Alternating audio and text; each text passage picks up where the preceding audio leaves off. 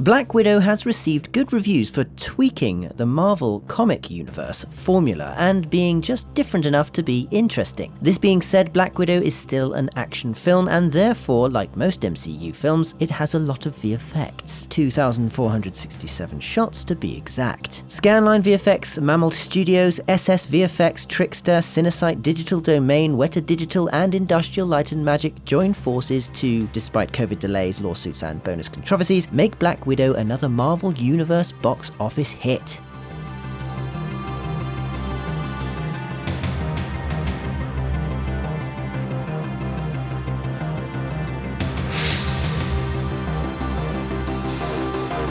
Weta's work was mainly the Gulag Escape, Melina's house, the helicopter crash, and the pigs. The director gave them a huge mood book full of photos, descriptions, and textures to give them a feel for the look she was going for. The Gulag was created starting with Lidar scans and photogrammetry captured on set and real environment plates shot in Norway. For the Avalanche scene, they researched footage of real avalanches and then identified and broke down the things that make an avalanche into multiple parts. First was a base layer in Houdini, a border simulation with tendrils of ejected snow. Next was a highly detailed volumetric element layered on top using Synapse, and then a finer detail layer on top of that, once again using Synapse. When it came to rendering, they had to avoid it looking like just smoke. They did this by putting as much light scattering into it as they could, and because snow is highly reflective, they also added a prismatic shading effect that gave the particulate a slight hint of color, just like when the light catches a snowflake just right. Weta also had to do some pretty strange CG work at Melina's house. Even though they used 4 real pigs on set, they still had to make a CG pig. The trained pigs could sit down and flop over, but they were still too twitchy, and their breathing too erratic to sell the scene, so Weta made a CG digital double, or CG piggy double, in order to make the scene believable. In addition to this, the real pig wouldn't eat pickles, but really enjoyed McDonald's French fries, so Weta ended up substituting a French fry for a CG pickle in post.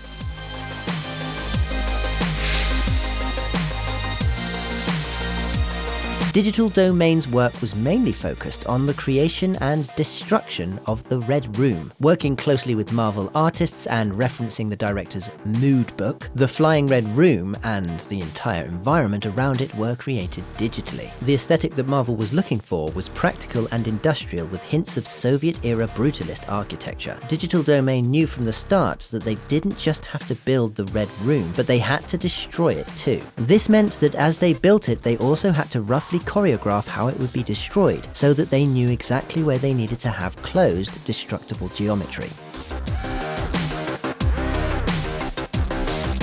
For the freefall part of the sequence, a combination of techniques were used. They used some real footage with a skydive unit that they could then steal the camera moves from, and digital doubles were created for the fall and the crash landing. For the close-up shots, the actors were mounted on a robotic arm in front of a blue screen, and for the mid-range shots that needed to show realistic physics, a virtual skydive wind tunnel was used. The VFX team had to choreograph the falling debris, mapping out where pieces were in relation to the characters and ensuring that larger pieces that appeared on shot were recognizable architecture from the Red Room structure to help with the continuity of the sequence.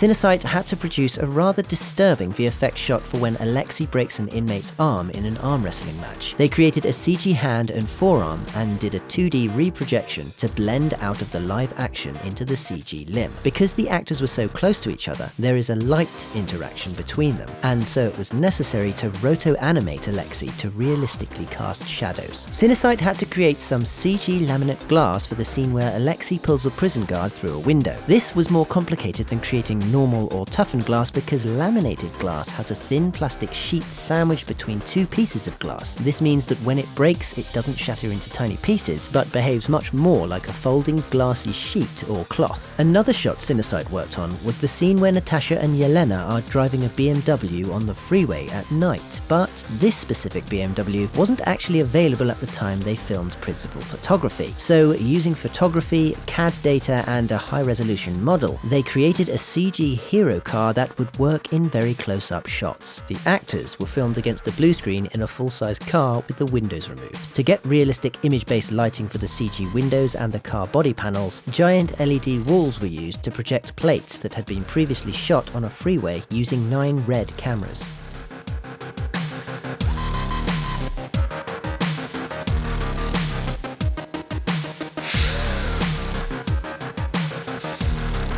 The majority of Scanline's work was focused on the bridge fight sequence between the Taskmaster and Black Widow. The live action plates were filmed in London, and the environment they wanted to use was also in the UK. But the bridge they wanted to use was actually in Norway, so they made a half replica of the bridge and filmed in front of blue screens. Scanline then had to create the second half of the bridge, the water below the bridge, and 10 kilometers of 3D environment with different mountains and enough variants of trees and plant life to make it look real, even though after color correction a lot of it is too dark to notice. Another thing you may not have noticed was that for principal photography, Natasha's car was positioned front first, hanging off the bridge. This is so that they could get the shot of her hanging over the water and then exiting the rear window. However, when the car initially gets hit on the road, it's facing the other way. So when it's rolling over, it's actually facing the other way, with its rear facing the side of the bridge.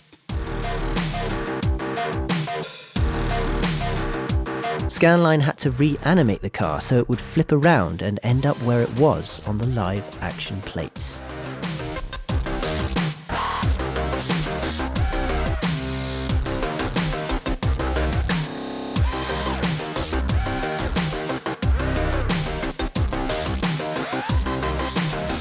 Please give us a like if you enjoyed this video. Don't forget, as always, the links to the music used in this video are in the video description, and be sure to let us know in the comments which movie VFX you'd like to see behind next.